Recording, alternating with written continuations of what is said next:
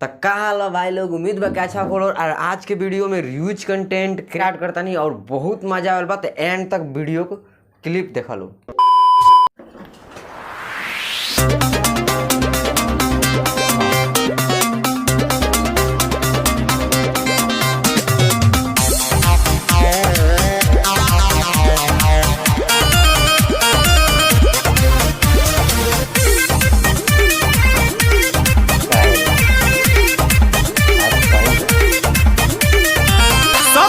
फसनिया के बिया है मुअतनी हम के डाहे।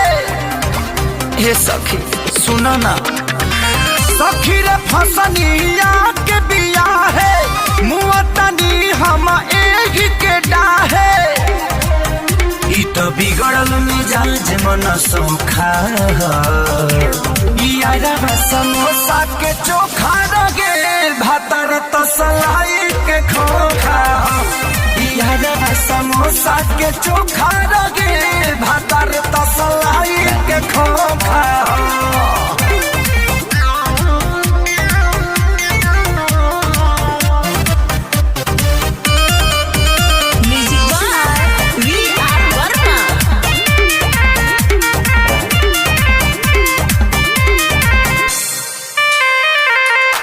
ढंग से नयांग एकर कवन गो तरीका करे।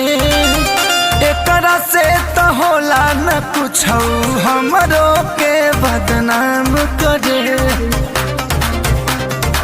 ए सखी ढंग से नयांग एकर कवन गो तरीका करे। एकरा से तो होला न कुछ हमरो के बदनाम करे। देह महकेला जैसे कि बोका।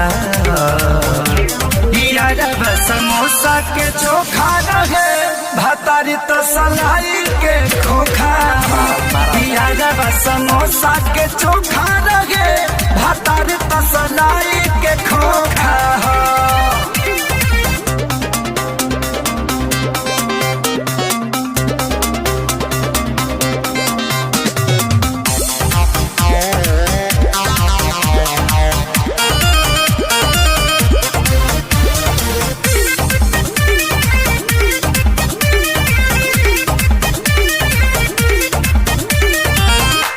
अखिलेश विवेक रतन सुन यार हो बड़ी चाटकार रहे खेसरिया के प्यार हो।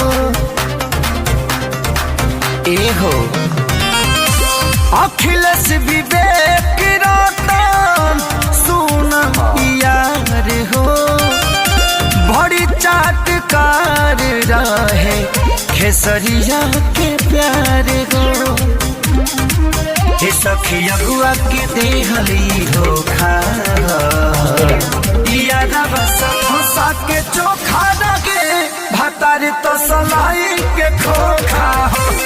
यारा समोसा के चोखा लगे भातार तो सलाई के खोखा। कमेंट में बताओ लो आज की कल चाहता लो। तो उम्मीद करता नहीं वीडियो पसंद लगा रही तो लाइक कर लो और हमारे चैनल पर न्यू आए तो चैनल के सब्सक्राइब कर लो, लाल रंग के दिले हुई। और चलता नहीं नेक्स्ट वीडियो में मिले तो कुछ नया लेकर कॉमेडी। तो चलता नहीं आज के वीडियो में इतना ही रहे।